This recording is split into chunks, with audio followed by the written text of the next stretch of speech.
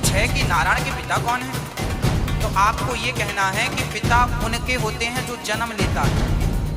भगवान नारायण तो अजन्मा है, और अजन्मा का जन्म ही नहीं होता तो उनके पिता होने का सवाल ही खड़ा नहीं होता। कैसे कैसे लोग रहते हैं यार यहाँ पर। साला तुमको पागल कुत्ते का गाड़ी उठा के ले जाएगा, बता रहे हैं हम। और नारायण आपके पिता का नाम नहीं मालूम।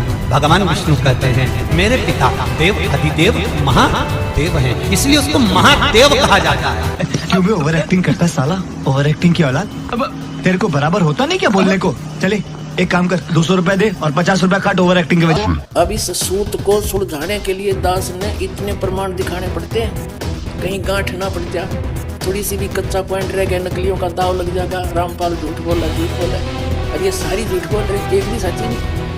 हेलो नमस्कार दर्शकों, तो स्वागत है आप सभी का हमारा फिर से एक न्यू वीडियो में। तो दर्शकों, हर बार की तरह इस बार भी लिए है दो संतों का आध्यात्मिक विचार। तो एक तरफ है संत रामपाल जी महाराज और दूसरी तरफ है अनिरुद्धाचार्य जी महाराज। तो दर्शकों, आज के वीडियो में हम जानेंगे ब्रह्मा जी, विष्णु जी और शिव जी के माता पिता कौन है, क्या उनकी जन्म मृत्यु होती है। तो आज इसी विषय को लेकर आप सभी के बीच में लिए हैं दो संतों का आध्यात्मिक विचार। तो जो भी भाई हमारे YouTube चैनल पर नए हैं तो वीडियो को लाइक और चैनल को सब्सक्राइब कर लीजिए। तो चलिए शुरू करते हैं आज के आध्यात्मिक ज्ञान चर्चा, और पहले जान लेते हैं अनिरुद्धाचार्य जी महाराज के विचार। तो चलिए वीडियो स्टार्ट करते हैं। देखिए, शंकर जी के पिता हैं ब्रह्मा, ब्रह्मा के पिता हैं भगवान नारायण। अब ये प्रश्न खड़ा हुआ कि नारायण के पिता कौन है। आपको पता है कि भगवान नारायण के पिता कौन है? मैया जी, ओ मैया, आपको पता है कि भगवान नारायण के पिता कौन है?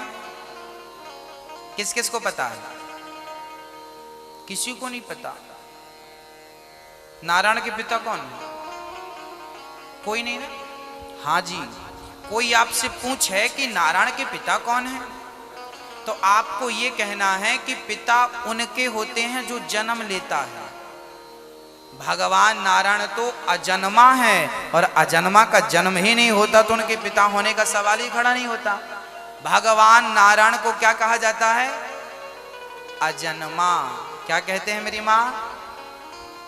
उनके माता, वो सबके माता पिता है, वो सबके माता पिता है।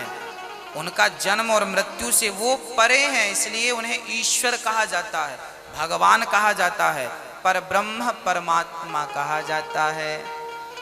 उन पर ब्रह्म की इच्छा हुई कि नाभि से कमल उत्पन्न हो, नाभि से कमल उत्पन्न हो गया। ब्रह्मा जी का प्रादुर्भाव हो, ब्रह्मा जी प्रकट हो गए। ब्रह्मा जी चारों तरफ देखे, उनके 4 सिर हो गए। ब्रह्मा जी ने उस कमल की नली में घुस गए कि देखूं तो ये नली आई कहां से, मेरा जन्मदाता कौन है। कहते हैं कि कई हजार वर्ष तक ब्रह्मा जी चलते रहे पर पार ना पा सके, बाद में लौट कर आ गए। तो अभी आप सुने अनिरुद्धाचार्य जी महाराज के विचार। तो चलिए अब देख लेते हैं शास्त्रों से प्रमाण सहित जगत गुरु तत्वदर्शी संत रामपाल जी महाराज के विचार। फिर धर्मदास जी ने कहा था, हे परमात्मा, इसका मतलब तो ये सिद्ध है कि वेद और कतेब झूठे हैं जो उनमें लिखा है कि ब्रह्मा विष्णु महेश सर्वेश्वर हैं। वेदों में ब्रह्मा विष्णु महेश को सर्वशक्तिमान बताया है, अजर व अमर बताया है।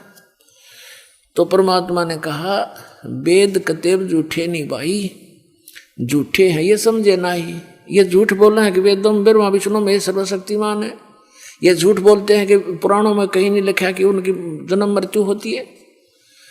ये पुस्तक आपके सदग्रंथ सच्चे हैं, लेकिन ये इनको समझ नहीं सके, इसलिए ये बताने वाले तुम्हारे गुरु झूठे। अब उन झूठे गुरुओं की देख दिखाऊं आपको। ऐसा निश्चय करके शक्ति सहित सर्वव्यापी परमेश्वर शिव ने, इस काल ने, अपने वाम भाग के 10वें अंग पर अमृत मल दिया।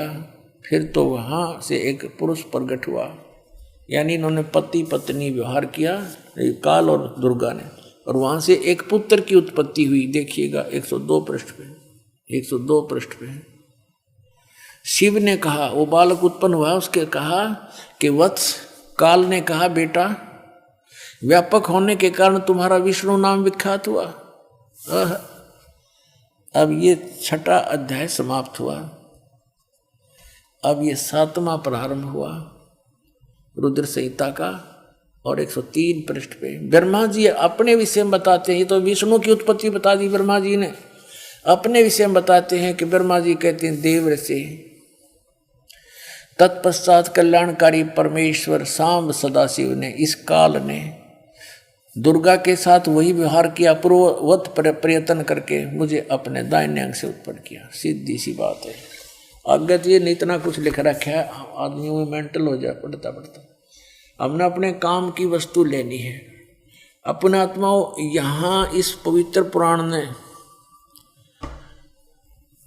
ये तो सिद्ध कर दिया कि ब्रह्मा और विष्णु की उत्पत्ति दुर्गा और सदा शिव यानी काल रूपी भगवान से हुई। ये इनके पुत्र हैं। अब यहाँ अनुवाद करता इस बात से विचलित हो गया कि शिव से शिव की उत्पत्ति कैसे लिखूं, इसमें तो लिखा हुआ है। यहाँ तो लिखा नहीं, लेकिन आगे कहते चोर चुरावे तू बड़ी, वो गड्ढे पानी में, वह गड्ढे वह ऊपर आओ, सच्चाई छानी ना। ये देखिएगा, ये वही शिव पुराण है, हम आपको सुना रहे हैं। अब हम इसके 110 पृष्ठ पे आपको ले चलते हैं। ये रुद्र संहिता ही चल रही है और संक्षिप्त शिव पुराण 110 पृष्ठ पे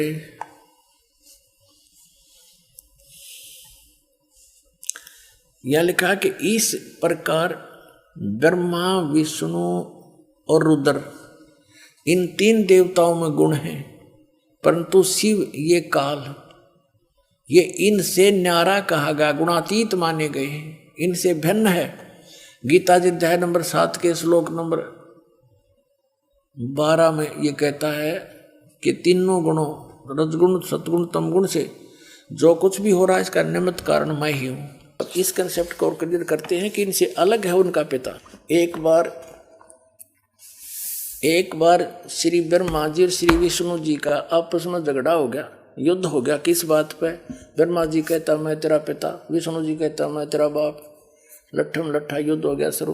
तो इस काल ने, इनके पिता ने, जो कहता मैं इनसे अलग रहता हूँ, ये गुप्त रहता है, इसने ऊपर से एक स्तंभ छोड़ दिया, पिलर, लिंग पिलर का सफेद, इनके दोनों के बीच में खड़ा कर दिया एकदम, और बहुत लंबा चौड़ा, ऊपर तक लंबाई बहुत ज्यादा उसकी।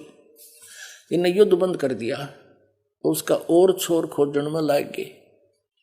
फिर ये स्वयं आ गया अपने पुत्र शिव का रूप धारण करके, शिव रूप में, फिर इनको ज्ञान देने लगा। तो क्या बताता देखिएगा, ये शिव पुराण विद्वेश्वर संहिता और संक्षिप्त शिव पुराण 24 पृष्ठ पर। ये देखिएगा, इनका बीच में जो स्तंभ खड़ा किया उसने, ये चित्र बना रखा है ब्रह्मा और विष्णु जी के बीच। फिर इनके बाद ये आ गया, प्रकट हो गया, इनसे बातें करने लगा। यहाँ पर 25 पृष्ठ पे ब्रह्मा और विष्णु ने पूछा, प्रभु सृष्टि आदि 5 कर्तों के लक्षण क्या है, यह हम दोनों को बताइए। भगवान शिव बोले, युग काल आ गया शिव रूप में, अपने पुत्र के रूप में। मेरे कर्तव्यों को समझना अत्यंत गहन है, तथापि मैं कृपा पूर्वक तुम्हें उनके विषय में बता रहा हूं। यह देखना। अब 26 पृष्ठ पे ये क्या कहता है, पुत्रों तुम दोनों ने तपस्या करके प्रसन्न हुए मुझ परमेश्वर से सृष्टि तथा सतिथि नामक 2 कृत प्राप्त किए। ये तो दोनों हो गए, ब्रह्मा और विष्णु। फिर ये दोनों तुम्हें बहुत प्रिय हैं। इसी प्रकार मेरी विभूति स्वरूप रुद्र और महेश्वर ने, ये ने है मैंने, 2 अन्य उत्तम कर संहार और तिरोभाव मुझसे प्राप्त किए। अब से 2 गया, 2 थे ब्रह्मा विष्णु और 2 ये शंकर रुद्र और महेश्वर, 5वां यू बोलनिया जो शिव पुराण बोल रहा है। तो इससे क्या हो गया कि ये इनसे अलग है। ब्रह्मा विष्णु महेश ये तीनों देवताओं में गुण है, ये इनसे न्यारा है। हो गया शिव पुराण से सिद्ध। आपको थोड़ा सा कंसेप्ट क्लियर करते हैं कि ब्रह्मा विष्णु महेश तीनों नासवान हैं, इनकी जन्म मृत्यु होती है। और इनकी माता कौन है देखिएगा, श्रीमद देवी भागवत सचित्र मोटा टाइप, गीता प्रेस गोरखपुर से प्रकाशित है। संपादक हनुमान प्रसाद पोदार चिमनलाल गोस्वामी। कहाँ से प्रकाशित है? प्रकाशक एवं मुद्रक हैं गीता प्रेस गोरखपुर, गोविंद भवन कार्यालय कोलकाता का संस्थान। ये इनके फैक्स और फोन नंबर। इसके 123 पृष्ठ पे और तीसरे स्कंद में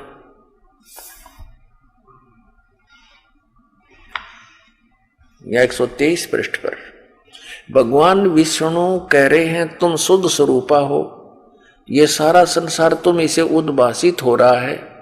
अपनी माता दुर्गा शक्ति की उपमा कर रहे हैं, महिमा कहते हुए, स्तुति करते हुए बोल रहे हैं मैं ब्रह्मा और शंकर हम सभी तुम्हारी कृपा से विद्यमान हैं। हमारा आविर्भाव माने जन्म और तिरोभाव माने मृत्यु हुआ करता है।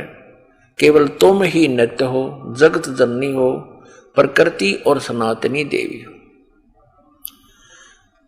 ये स्पष्ट कह रहे हैं भगवान विष्णु जी कि हमारा तो आविर्भाव माने जन्म, तिरोभाव माने मृत्यु हुआ करता है, केवल तुम ही नित्य हो।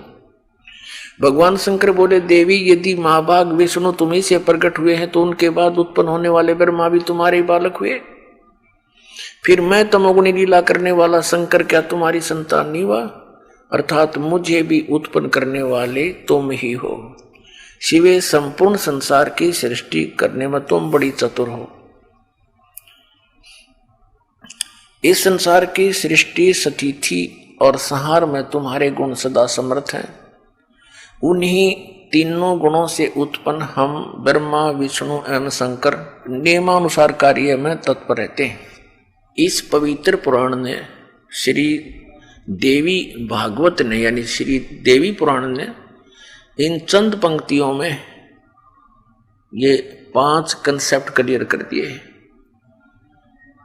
5 पॉइंट स्पष्ट कर दिए। नंबर 1 कि ब्रह्मा विष्णु महेश की जन्म मृत्यु होती है, ये अविनाशी नहीं है।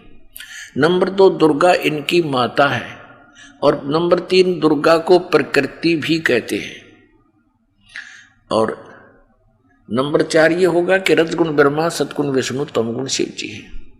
और 5वां ये हो गया कि ये केवल नियमानुसार कार्य में ही तत्पर रहते हैं। ब्रह्मा विष्णु महेश केवल वर्क डन दे सकते हैं, आपके भाग्य में, प्रारब्ध में या किसी भी प्रकार का लाभ हानि कम और अधिक ये नहीं कर सकते। अपनात्माओं, पवित्र हिंदू धर्म के प्रवर्तक आदि शंकराचार्य जी माने जाते हैं और उन्होंने फिर 4 पीठ बनाई थी। प्रत्येक पीठ पर अपने सुयोग्य शिष्य, एक सुयोग्य शिष्य को उस पर दोस्त प्रतिष्ठित किया था। उनके लिए फिर एक नियम बना दिया था, मठ आमनाए बोलते हैं उसको। वो पुस्तक विधान बनाकर इनको वो दे गए थे कि ऐसे तुम करते रहना। तो सर्वप्रथम हम आदि शंकराचार्य के विचारों को ही पढ़ें, वो क्या ज्ञान देकर गए हैं। पुण्यात्माओं, उससे पहले सतयुग त्रेता द्वापर में अलग से कोई विधान नहीं था, कोई धर्म नहीं था और सभी वेदों अनुसार ही साधना किया करते थे। कोई भी धार्मिक अनुष्ठान होते थे वो वेद मंत्रों से ही किया करते। तो अभी आप सुने दोनों धर्मगुरुओं का आध्यात्मिक विचार। तो आध्यात्मिक विचार में किसका ज्ञान सही था, कमेंट में आप हमें जरूर बताइए। तो मिलते हैं अगले वीडियो में, जब तक के लिए धन्यवाद। और अगर तुम लोग नए हो तो सब्सक्राइब करो, वो जो लाल वाला बटन है उस पर फूट फेंक के मारो या फिर मोमबत्ती, मुझे नहीं पता, बस क्लिक हो जाना चाहिए। नहीं, सोचिए मत, सब्सक्राइब कीजिए।